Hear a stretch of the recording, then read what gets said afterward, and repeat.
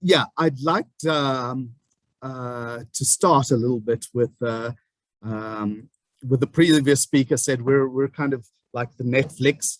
I'd like to start with how we often position GTI, and I suppose it's a way that one can position any organization that's actually doing teacher internships at schools, because it's always a very difficult one for us to explain to people exactly how and who we are. So just like Uber is a company, because the first thing people ask us is, Global Teachers Institute, where's your campus?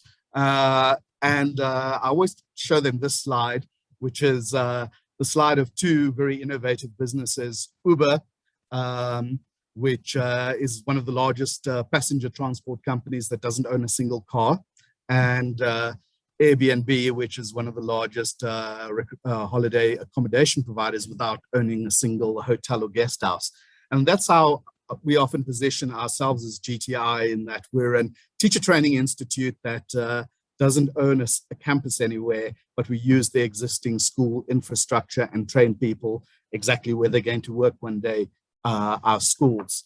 And before I get into the our system, which is we call our internship program the Future Leaders Program, which is an aspirational, because we see our prospective teachers, our aspiring teachers, as having a career that is not only being a teacher in front of a chalkboard or a whiteboard in front of a classroom, but as someone who is a leader in their community and a leader of our future generations.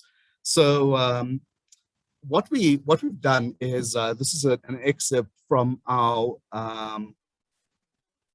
theory of change, where we wanted to say, what are the things that we wanted to track specifically as part of our whole program. So we have a couple of activities. We recruit host schools and go through a process of finding the host schools that we place our interns at. We have a whole recruitment and training of mentors. We have the recruitment and placing of the future leaders, and then the whole UNISA process, which is, or whichever online university we work with, to register for a B.Ed degree. And then what we are doing is checking a number of outputs. So we have a number of schools. David, yeah, I want to interrupt you. Are you wanting to present? Oh, sorry. Oh, yes. Sorry. Did I not You haven't share started the screen? Okay. Okay. Let's just go back. Got you there. Okay. Yeah. So that was the Uber and Airbnb screen, but let's talk about the activities.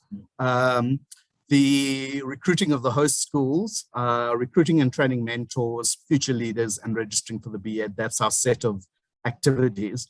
Then really, once host schools are recruited, there are regular school support visits where we meet with the principal, meet with heads of department, and make sure that our interns are happy at the schools and the schools are happy with our interns.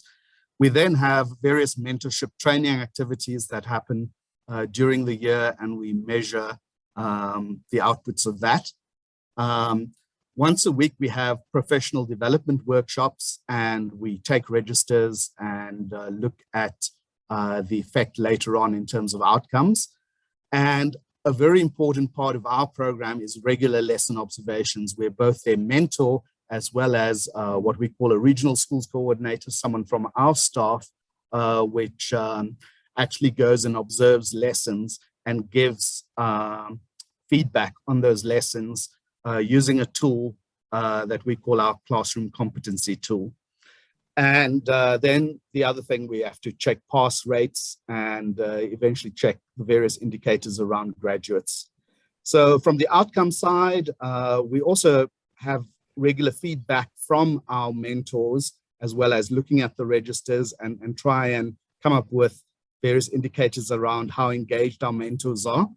An important part of our professional development, as we say, and the lesson observations is it develops classroom competency, and we have a scoring on that. And then we also look at, we require our interns to do social responsibility. So that's another outcome that we're currently refining exactly how we track it as an outcome rather than just at the output level, tracking it as number of hours in there as part of their professional development. And then, various indicators around graduates that we're working towards. And then there's something that isn't a slide here, is our bigger impact indicators, where we have a tracker study that runs every year, and a tracer study running every year that looks at our alumni, and we try and look at within the first year of leaving and graduating, do they get absorbed, where they get absorbed, how quickly they get absorbed, what sort of jobs, is it part-time, full-time, permanent contract that they're getting absorbed in, and then also 3 years out, are they still in the profession, and where in the profession are they? So those are essentially our indicators. So what I want to take you through now is just looking at one particular process, which is our lesson observation process, and how it determines our classroom competency. So we've developed a management tool called Flip, the Future Leaders Information Portal. And that particular tool is what we are doing, much like your little Uber app or your little Airbnb app. It's a website-driven tool at the moment to be able to track every aspect of our indicators. And really, it's, rather than having your staff look at, firstly, gathering the data, then usually they're putting it in a spreadsheet, and usually, someone's doing a whole lot of work to aggregate that data. What we're looking for, capture it in real time or near real time, and then have a system aggregate that data for us. So one of the things that we'll do is, so you'll see there's an administration section that essentially just keeps the school's interns and everything. Academics I'll come to later. This classroom observation tool is what I'm going to show you now. And we'll talk a little bit about the professional development workshops and recruitment later on. So ultimately what we've got is, what we've divided is in every, we divide our program into clusters, and each cluster has between sort of 15 to 18 students. And those students get observed by, as a regional schools coordinator that essentially does the observation for that particular person. And what we can do is, whenever someone wants to schedule a lesson observation for a particular student, they would essentially go into the system, schedule an observation. Who's going to do the observer is then the RSC or the person, and then they could start doing the observation itself. So you'll see you've got some data of previous observations here, and what we have, you'll see that we observe people on 6 key indicators: their planning, their language, their presentation, classroom presentation, their classroom management, the kind of classroom atmosphere they make, and how they use resources. So each of these will end up being a score, and you can actually look over time, what is happening and how they're being measured over time in terms of the various observations that they're doing. And whenever someone needs to do that after they've scheduled the observation, and they can hit edit, and they can add all the details for that observation. And so each observation will have a number of indicators that they give. They can write some information, and then at the end they would summarize by giving every student their glows and their grows, the stuff that they need to work on and the stuff that they've done well, and some overall comments. So that's in a brief nutshell essentially our lesson observation tool.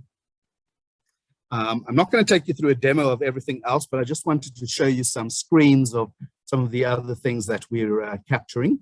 So one of the other sides is the academic administration.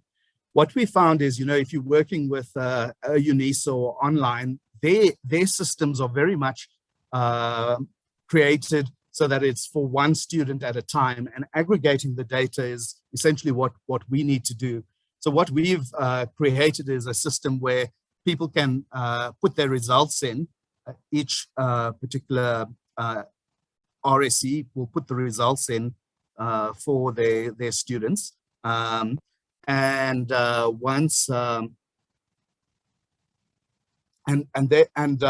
We'll know exactly for each student where they are in terms of credits. And what we do is we also keep a summary. So you can open up a summary and you'll be able to see, in semester 2 of 2020, someone has taken 8 courses, they passed 7, they got a SUP on 1, and you'll see how many credits they've got in that particular semester. So, and we can have a track, which is something, rather than work with the full UNISA transcript, we can have a very good overview of each student in our system. Then if we need the full transcript, we do have the full transcript over there because you're putting in each result. And we then are able to work with that data in the academic side. And you'll see what we'll do is, given where they are, we actually have various interventions. So someone can be in good standing, have no intervention. We've got a level 1, a level 2 intervention, and we also put people on academic probation from time to time. So essentially, that's the academic side. And the second last thing that I want to show you is just our workshop register. So when workshops are scheduled, much like you schedule an observation, except now multiple people attend that workshop. So you'll see their names there. I had to block out their surnames and student numbers for POPI reasons. And essentially what you'll have is as they come in, so the register will start off being not recorded, and as someone coming in, they check in. There's a check-in there, and you can actually say they're present, or if they on sick leave just prior to that, given the sick leave, you would have done that before. At the end of the session, if they still haven't arrived, then you can do various things to mark them. And again, so from a reporting view, you can actually grab an attendance report and see, for all your people in your cluster, how many workshops were held, how much they attended on time, how much they were late for, and which ones they were excused. This little bracket gives you 3 of them they were excused for, and any absenteeism and any leave that they might have had as a reason. And you can also break it down into the detail, so you can actually go back and see each individual workshop, and they were late but excused because it was a transport delay, but they were late and no reason was given. So this becomes very valuable when you're working on essentially your performance management with your students. And then the last little module I want to show you is our recruitment. Essentially, we have a recruitment system where people can apply for us online, and it essentially takes a whole lot of information, and they can upload documents. And once they've done that, it goes to a point where it automatically screens most people based on certain criteria that we've uploaded before then. So if we're only looking for intermediate in Karankua, then it will decline everyone that's not in intermediate in Karankua, and keep records of that. And the ones that we do have, what we do is we send out a